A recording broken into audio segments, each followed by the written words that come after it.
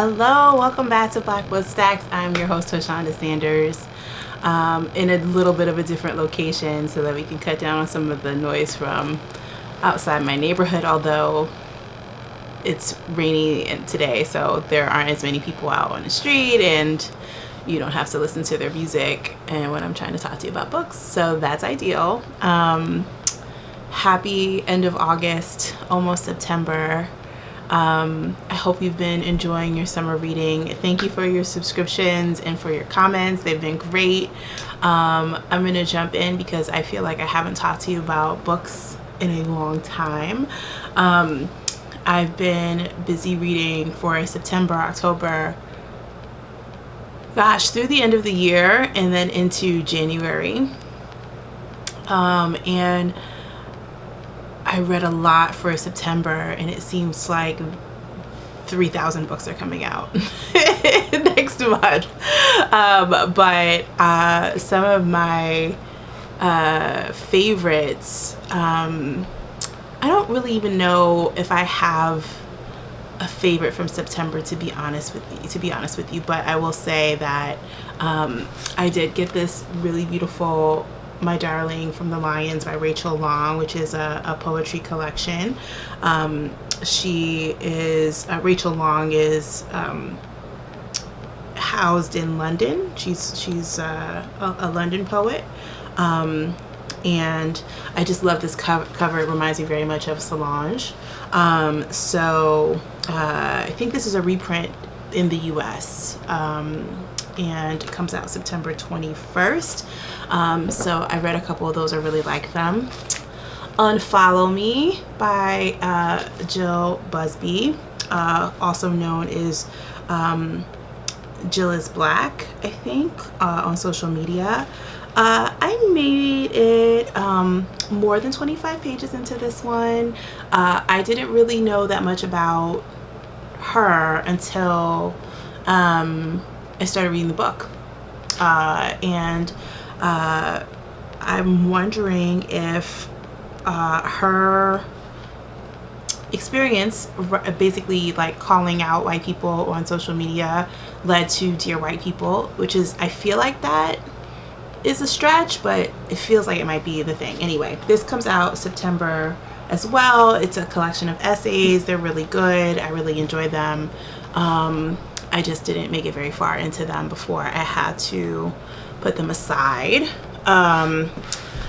I also was reading Randall Kennedy's Say It Loud, Race, Law, and Culture, Race, Law, History, and Culture.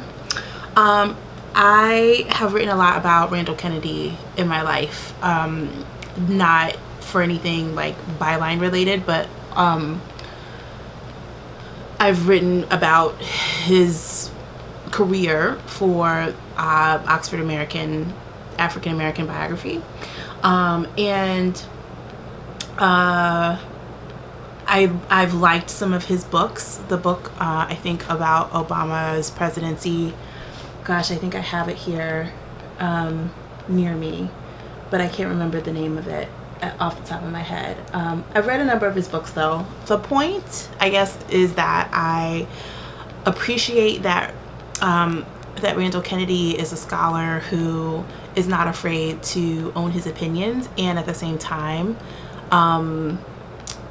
sometimes I feel like he's a contrarian just for the sake of being a contrarian. Like, he has an essay in here about Isabel Wilkerson, and I don't actually really know that I understand his point about her and racial caste, and whether or not he is disagreeing with her or agreeing with her or what.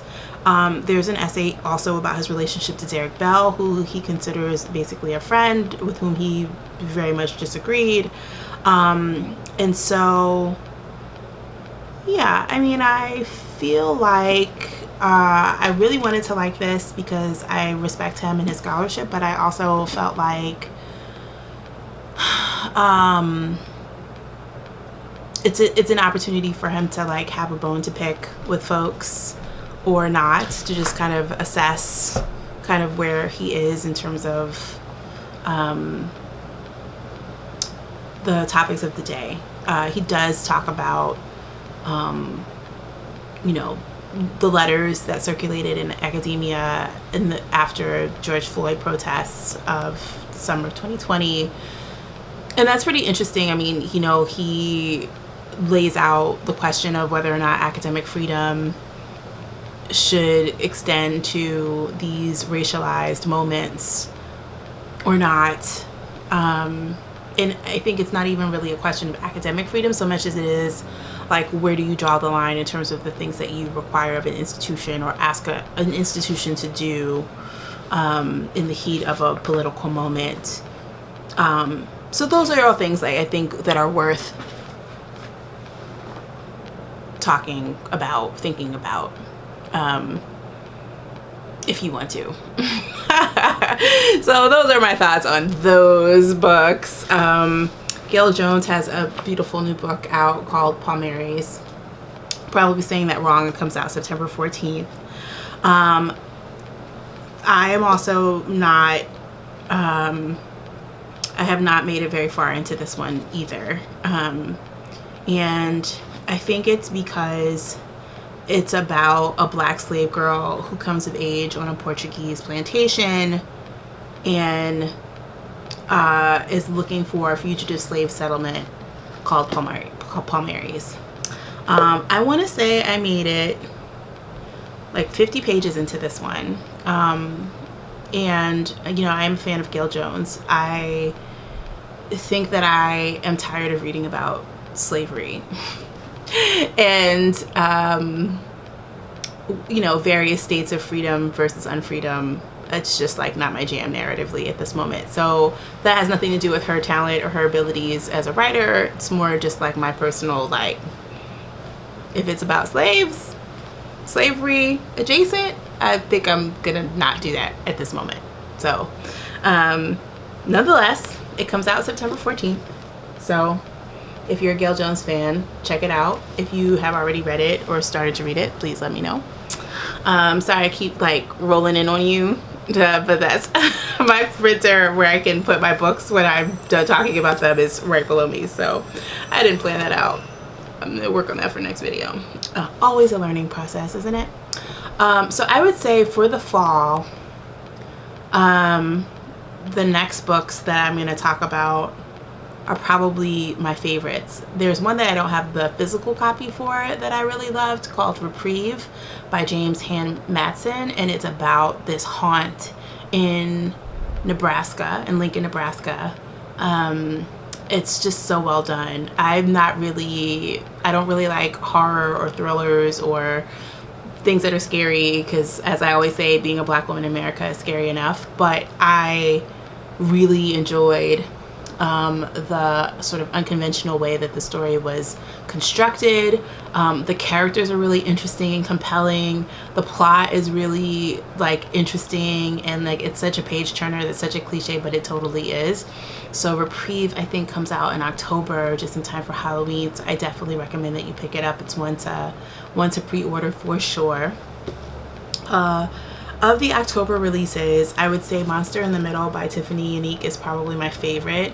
It's about love and how two people who meet each other essentially are the product of all of the love stories that came together in order for them to become the people that they are, and then also possibly to meet in the way that they do, although that's not necessarily obviously the case for everyone in the book. It's the first novel that I've read that incorporates the pandemic, which is a strange thing because it means that we're now in a cultural moment where enough time has passed, right, for the zeitgeist, as it were, to incorporate our experiences, at least our early experiences, with everything that's been going on in the world. So that was kind of a trip to see. It's not like, you know, a central part or anything by any means of the book, but it did give me pause because I thought, oh wow, like that's fascinating that could be happening in the literature now. And of course it would eventually, right? But it's always interesting to see how we metabolize the things in culture, pop culture, or not. The Days of Afrekete, I might be saying that wrong, but this is by Asali Solomon. It's a nice slim novel that is about two graduates of an all-girls school in the Philadelphia area, two black women who rediscover themselves and each other in midlife. Really funny. Someone who graduated from a liberal arts college, it made me laugh. It tickled me. Tamron Hall as The Wicked Watch. This is the first in a series, I think, of Jordan Manning novels. I really love this one because obviously Tamron Hall is a celebrity and, you know, journalist, and Jordan Manning is essentially like, you know, a version of her, a fictionalized version of her, broadcast journalist who has discovered that there is a serial killer targeting black women, black girls in the Chicago area. Yeah, it's a nice, easy, breezy read, but also has some really great themes that I think people don't necessarily, when they fictionalize journalists, if they fictionalize black journalists, I can't even think of a comparative title, because when does that ever happen? But the dynamics of, you know, sort of racism and sexism and the intersection of them in newsrooms is very rarely accounted for in literature, and so this is one example of when that definitely is the case. I don't have an October date for that, but it does come out in October. I am still making my way through Major Labels by Kelefa Sanneh, and I'm totally sure that I'm butchering his name, but he's one of my favorite like journalists, music critics, and this is a history of popular music in 7 genres. And it starts on a very personal note and super intriguing. This comes out October 5th. So if you're a music fan, and also I guess if you're also like are you a fan, like, are people fans of critics? Like, they have to be, right? Because I mean, isn't there someone that has taste in music that you enjoy, or who like writes about it in a way that you love? Anyway, if you're a fan of critics or criticism, music criticism in particular, I don't think you can do better than Major Labels, because he's pretty awesome. So I'm making my way through that. Keisha Blain has a biography of Fannie Lou Hamer, Until I Am Free, and this comes out October 5th as well. I love Fannie Lou Hamer and her story, and I think that she's completely overshadowed, or has been, unfortunately, by history. So I'm really excited to dig into this one as well. And then last but not least, I've been reading The Teller of Secrets by Bisi Adjapon. Adjapon probably is how you say that, so forgive me. This comes out in November, and it was pitched to me or described to me as having a lot in common with like Zora Neale Hurston, and I get that. This is about a young girl in post-colonial Ghana who's basically having her feminist awakening, and she's pretty funny. She's like spunky and always kind of getting into trouble and like questioning things that, you know, probably she shouldn't be questioning, according to the men around her and the older people and the aunties and all of that. So that's a really cool one to also be making my way through as we approach the fall rapidly. So thanks for your attention. Thanks for being with me in between videos. I'd love to hear what you're reading, what you're looking forward to. I think I'm also looking forward to Richard Powers' Bewilderment. I'm not sure when it comes out. I feel like it might come out in September. And Benjamin O'Leary Sains, probably saying it wrong, has another chapter or another book Aristotle and Dante discover the secrets of the universe, I think was the first title. So the sequel to that is coming out soon. I'm looking forward to that. There are a couple of books about Toni Morrison that are coming out that I got my eye on as well. One of them I think doesn't come out until February, but there's another one that's coming out in October, and I can't remember the name of it right now. But I am looking forward to that too. I want to hear what you're looking forward to. Let me know in the comments. Let me know what your summer reading consisted of. Hopefully it was things that came out during summer as opposed to all the things that have not yet come out yet. And that's not even a humble brag. Like, I did finally get to finish Cicely Tyson's Just As I Am, which was incredible. I loved it so much. She spills so much tea. There's this incredible photo of her with Miles Davis in some airport in like the 1980s where like they're both wearing, and I'm not like a fan of fur, but like she has on this incredible fur coat and like they just look like superstars.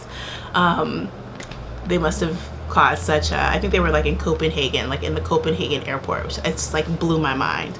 But she has so much wisdom in that book that it just was such a joy to read. I'm also listening to Oprah and Bruce Perry's book, What Happened to You, which is fantastic. I mean, it's like helping me connect so many dots, and it's just so interesting to think about how we have these discussions about our wellness and our self-care and our mental health, and like how much of that is shaped by the things that we've gone through, whether or not we talk about it in that framework or not. So that's what I got going on over here.